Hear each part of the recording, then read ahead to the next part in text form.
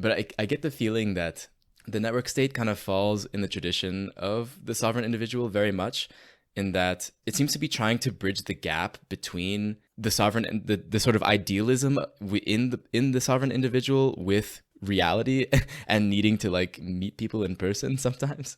Because I get the impression that the sovereign individual was definitely was very, very sort of like digitally utopian or like techno utopian. The network state still is techno utopian, but it's almost like he's trying to make those like small little leaps or connections into being like actually, I don't know, politically viable in some way. Which I would argue this is when the techno utopianism turns into techno dystopianism. Yeah. Because it's about like, as long as you stay into your virtual techno utopia, go for it, but trying to actually bring the techno utopia into the physical world in a competing manner with existing nation states, that's when the dystopia actually come into being.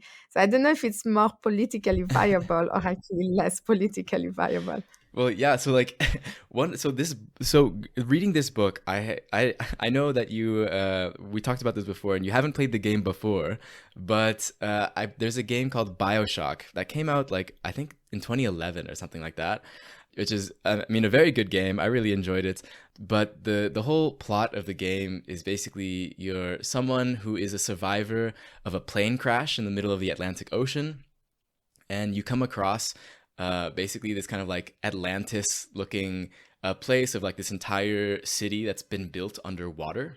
And you enter it, and basically you find out that it's been sort of created by some like billionaire or like entrepreneur from the 1950s or something like that, where he had sort of been able to use his money to build out this city, in which they would be free from regulation. But basically he was able to attract a bunch of people to come to the city, and it became a complete dystopia.